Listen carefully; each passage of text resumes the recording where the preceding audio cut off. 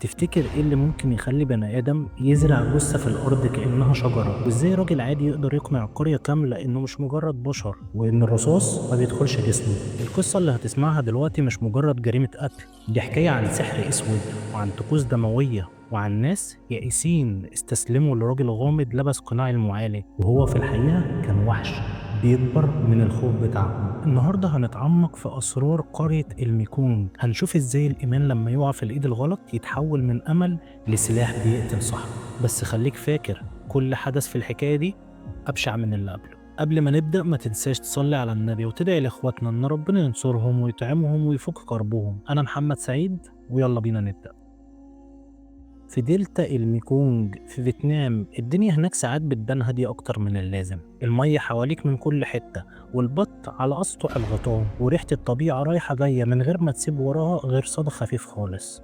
الناس اتعودت على الطين وعلى الفيضانات، على صوت الضفادع اللي ما بتسكتش بالليل.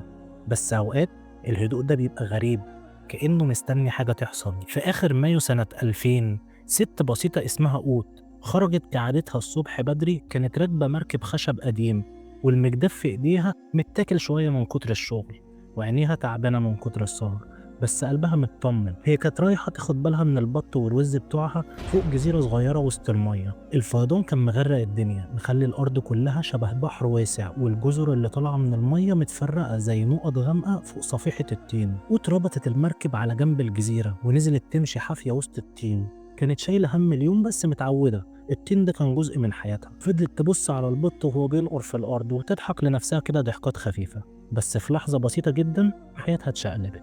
هي كانت واقفة ساندة المجداف بتاعها على الأرض عشان تسند عليه، بس لقت المجداف غرز بسهولة كأن الأرض طرية أكتر من اللازم. فشدت المجداف وبعدين جربت تاني. المرة دي حست بصوت طقطقة مكتوم كأنها خبطت في حاجة ناشفة. قلبها دق بسرعة وقالت ايه ده جذر شجرة ولا صخرة؟ وهنا الفضول لعب بعقلها، نزلت على ركبها في الطين وبدأت تحفر بإيديها. الطين سايح وريحته خانقة وصوت المية حواليها عامل زي همهمة تقيلة كده. كانت كل شوية من الطين اللي بتشيلها بإيديها بتقرب من حاجة بس مش عارفة إيه هي. وفجأة إيدها لمست جلد بني آدم. صرخة مكتومة خرجت من بقها، إيديها اتشلت للحظة وقلبها بقى بيخبط في ضلوعها. بس الرعب ما منعهاش تكمل وحطت إيديها الاتنين وفضلت تحفر زي المجنونة. واللي بان الأول بق مفتوح، بق مفتوح على وسعه كأنه بيصرخ صرخة مفيش حد سامعها. وهنا قوت رجعت لورا وهي بتصرخ، صوتها شق الهوا لحد ما وصل لبيت جارها نامية اللي كان معروف باسم تشاوية في المنطقة. الراجل ساب كل حاجة وجري على الصوت بتاعها. وصل لقاها مرعوبة، عينيها مليانة دموع ووشها مرعوب جدا وهو بيقول لها في ايه يا قوت؟ وهي مش قادرة تتكلم بس شاورت على المكان. وهنا نامية نزل على الأرض معاها ومد إيده في الطين، وبعد شوية حفر وش كامل طلع ملامح بنت صغيرة عينيها مقفولة ووشها مسالم جدا. بس البق المفتوح ده كان بيحكي حكاية تانية. كانت اسمها توفونج. الست دي كانت مختفية من فترة، لكن المأساة ما كانتش في موتها بس، طريقة دفنها خلت الدم يتجمد في عروقهم. جسمها مدفون وهو واقف راسها لفوق ورجليها تحت كأنها شجرة مزروعة. الحفرة دي مش عادية خالص، دي كانت معمولة مخصوص ضيقة جدا وماسكة جسمها بالعافية. ونامية هنا حس بمرارة في بقه.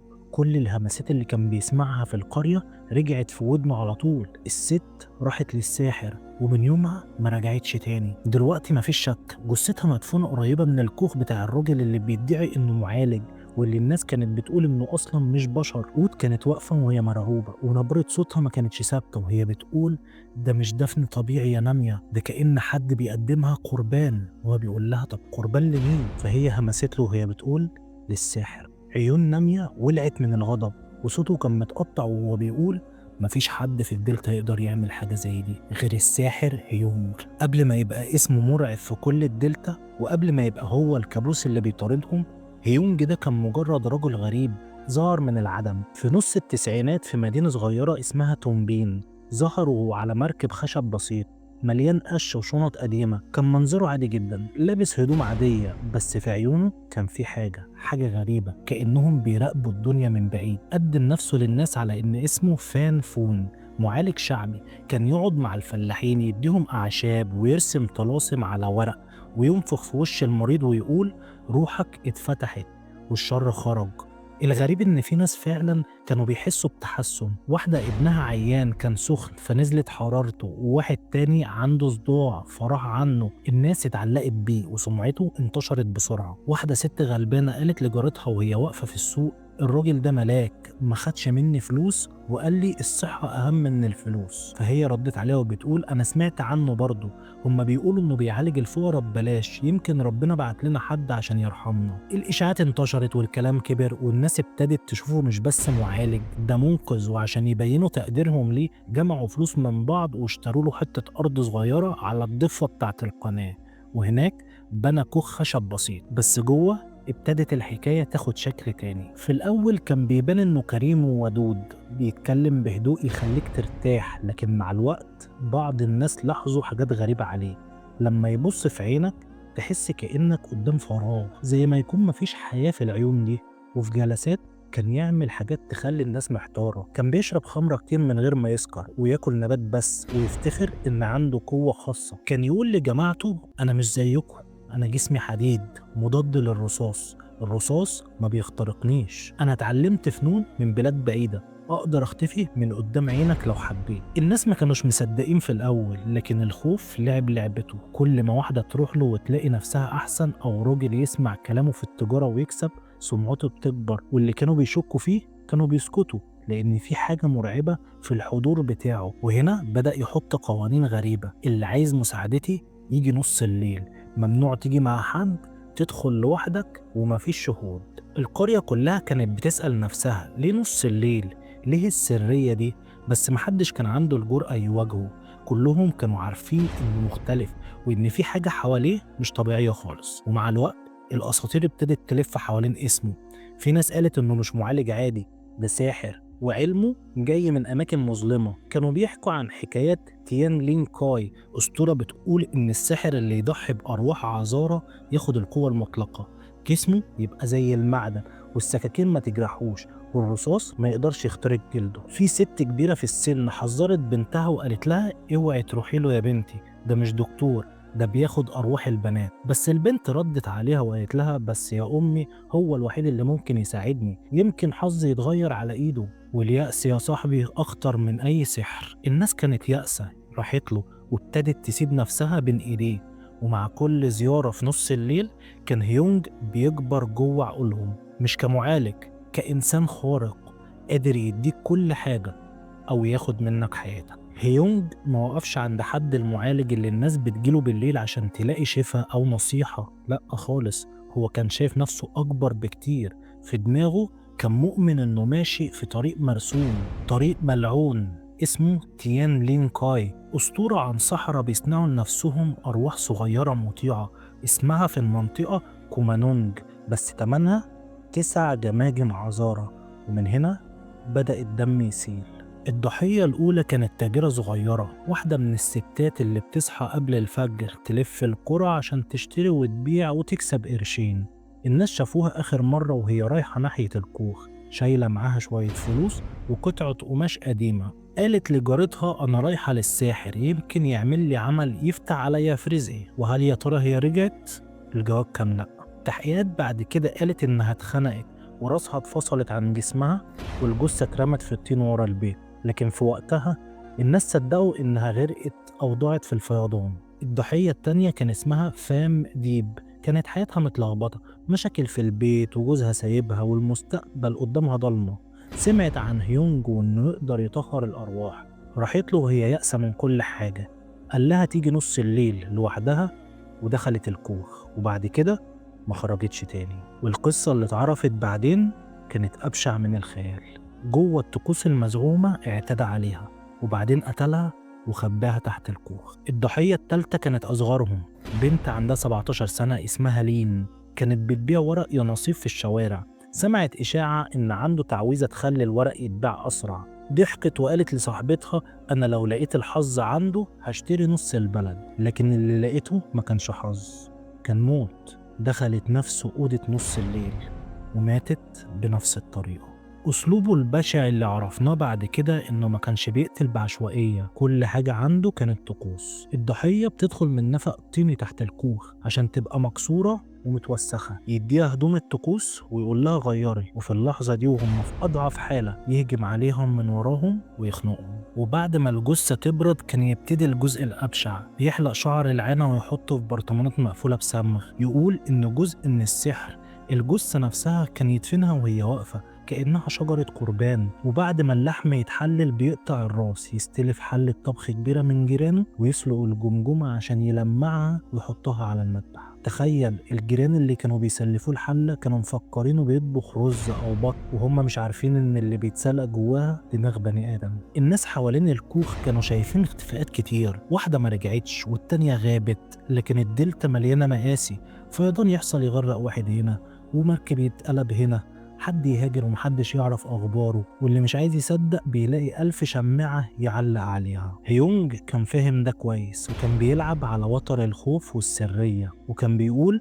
إن القوة الحقيقية ما تشتغلش إلا في الضلمة، الأرواح مش بتسمع غير بعد نص الليل، والناس المساكين بيصدقوا. بس مع كل ضحية جديدة كان هو يحس إنه أقرب للي بيحلم بيه، إنه يبقى خالد وجسمه حديدي محدش يقدر يلمسه. الجماجم اللي على المذبح كانت بالنسبة له مش جرايم، دي كانت خطوات للقدر بتاعه. توفونج اسمها لوحده كان يخلي قلوب أهل القرية تتقبض. كانت أصغر بنات واحدة اسمها تيبانج، كانت أرملة تعبانة من الدنيا عايشة على قدها. توفونج كانت بنت رقيقة بتحلم بحياة بسيطة، لكن نصيبها جاب لها جوازة غلط. جوزها كان غيور زيادة عن اللزوم، بيشرب كتير وصوته يعلى على أقل كلمة. حاولت تهرب من حياتها معاه إنها تشتغل في مصنع ملابس في منطقة اسمها سايجون. هناك كانت حاسة إنها بدأت حياة جديدة، بس الراجل ما سابهاش، رجع يبكي ويتوسل لها ارجعيلي أنا من غيرك بضيع. قلبها ضعف ورجعت، بس في أعماقها من جوه كانت عايزة حل، أي حل يغير مصيرها. الليلة اللي سمعت فيها عن السحر هيونج حست كأن الباب اتفتح قدامها. ست من السوق قالت لها روحي له، بيقولوا إنه يقدر يصلح القلب المكسور. فردت عليها وقالت لها طب واللي زيي؟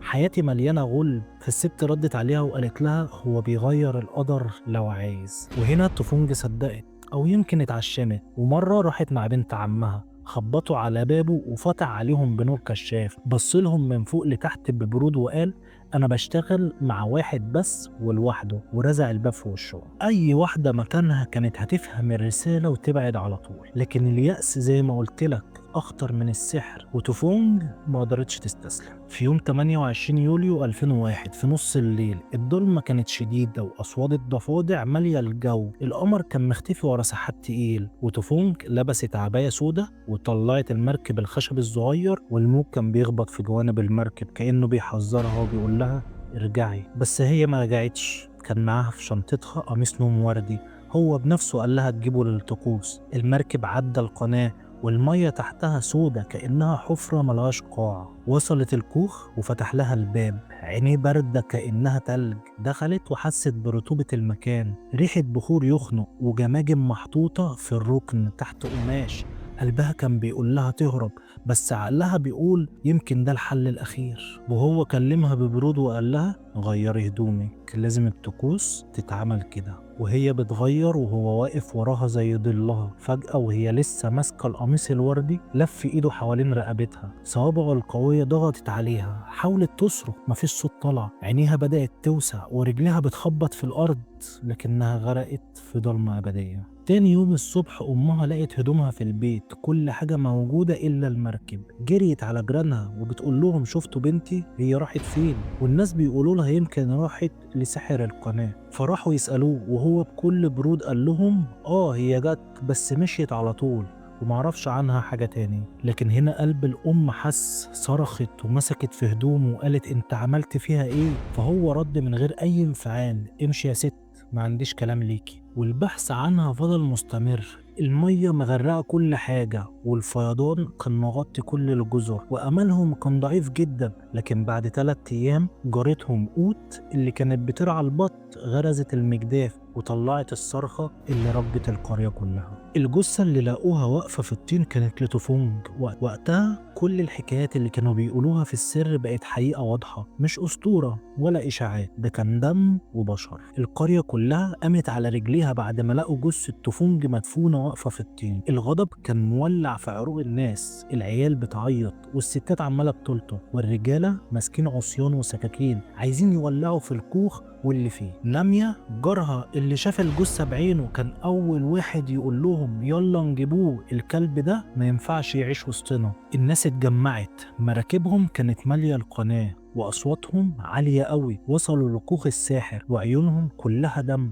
خبطوا على الباب وهزوا الجدران، لكن هيونج كان مستنيهم جوه وماسك سكينة طويلة وعينيه عاملة زي حجر بارد، فصرخ فيهم وقال لهم اللي هيقرب هقتله. الناس اترددت للحظة لأن عينيه لوحدها كانت كفيلة إنها تشل اللي قدامه، بس قبل ما الدم يسيل الشرطة وصلت بالمراكب بتاعتهم، لفوا حواليه بسرعة وفتحوا الباب بالقوة. لقوه واقف زي التمثال ماسك السكينة ومفيش أي خوف في وشه، فكبلوه بالسلاسل وهو لسه بيبتسم ابتسامة باردة كأنه شايف نفسه فوق كل القوانين. لما دخلوا يفتشوا الكوخ المشهد كان كابوس حرفيا. مسبح خشبي صغير وفوقه 3 جماجم متلمعة وجنبهم برطمانات مليانة شعر وريش. ريحة البخور كانت تخنق والجدران متلطخة بآثار شمع محروق. الناس اللي كانوا واقفين من بره اتجمعوا على الشبابيك عشان يبصوا، وفي منهم اللي كان بيعيط وفي منهم اللي كان عنده فضول مريض يشوف الشر بعينيه. وواحد من العساكر اللي دخل جوه كان بيتمتم بالراحة وبيقول ده مش بيت، ده مدفن شيطاني. في اسم الشرطة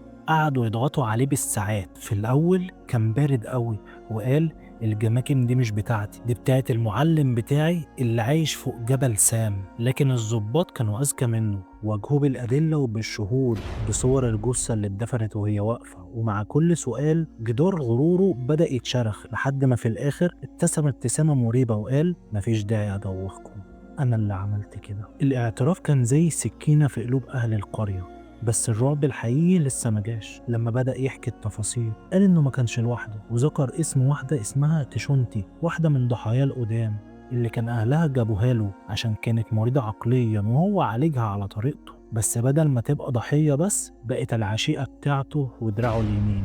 مع الوقت بقت شريكته تجيب الضحايا تساعده يثبتهم وتدفنهم معاه. الضابط سأله وهو قرفان منه وبيقول له انت كنت بتستغلها ولا كنت بتحبها؟ رد هيونج بضحكة باردة وقال دي كانت بتعبدني زي باقي الناس، الفرق انها شاركتني في اللي بحبه. وعشان يثبتوا الكلام ده الشرطة عملت خطة محدش نساها. أرض بيته كلها كانت غرقانة مية من الفيضان، جابوا عمال وبنوا سد ترابي حوالين البيت، وبعدين جابوا مضخات وسحبوا المية كلها. وبعد أيام من الشغل الأرض نشفت وابتدوا يحفروا. الناس اتجمعت حواليهم زي ما يكونوا في مولد، الكل عايز يشوف الشر اللي مدفون في الطين. وفعلا واحد ورا التاني لقوا 3 قبور سطحية، كل قبر فيه هيكل عظمي من غير راس، العظم لسه متماسك، الطين لسه رطب زي ما هو، وكأن الجثث لسه مدفونة من أيام قريبة. لما عملوا تحاليل DNA النتيجة كانت عاملة زي الصاعقة عليهم.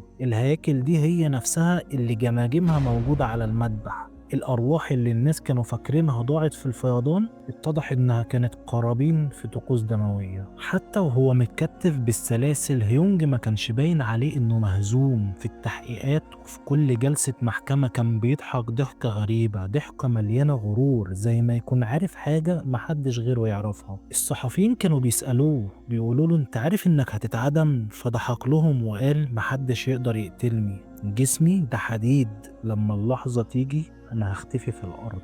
الثقة اللي كان بيتكلم بيها خلى الناس تترعش، في ناس صدقوه وفي ناس ضحكت. الكل كان عايز يشوف بعينه هل فعلا الراجل ده شيطان ما بيموتش. المحكمة اتعملت سنة 2002، كانت فرجة كبيرة قوي، آلاف الناس جم من القرى اللي حوالين الدلتا، وفي بعضهم عايز ياخد حق الضحايا، وناس تانية جاية بفضول مريض يشوفوا السحر الأسطوري وهو بيتحاكم. القاضي واجهه بكل الأدلة، الجماجم والجثث اللي مدفونة واعترافاته. الدفاع حاول يلمح إنه مجنون، لكن التقرير النفسي كان قاطع.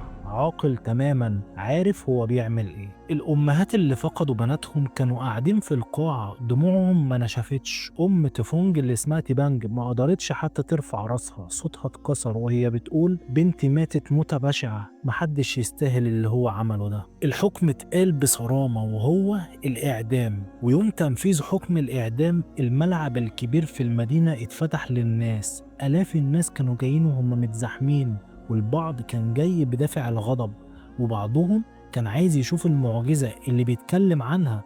هل هيونج فعلا هيختفي في الأرض؟ الجنود جابوه وهو مربوط، كان شكله شاحب شوية بس لسه بيحاول يبتسم، وقبل ما يطلع على المنصة صرخ انتوا فاكرين انكم هتقتلوني؟ انا هعيش للأبد. لكن طبعا الحقيقة كانت عكس كده خالص. الشهود قالوا انه لما اتجاب للعمود رجليه ما شالتوش، انهار وعيونه اتغيرت لأول مرة، رعب حقيقي بان جواه. الجنود شالوه بالعافية وربطوه، والناس شايفين الساحر اللي كان بيقول انه خالد بيتعامل زيه زي اي مجرم عادي. وبعد ثواني النهاية جت، ما اختفاش، ما طارش في الهوا ولا الارض بلعته، مات زيه زي اي بني ادم عادي. وده كانت اكبر ضربة للاسطورة بتاعته، وبصراحة أنا فرحت فيه. أما عشيقته وتشونتي فالمحكمة حكمت عليها بالسجن لمدى الحياة. كانت قاعدة ساكتة طول المحاكمة، عينيها فاضية كأنها مش هنا، ضحية اتحولت لشريكة وضاعت حياتها معاه. بعد الإعدام أهل القرية ما قدروش يعيشوا، والكوخ واقف على رجليه،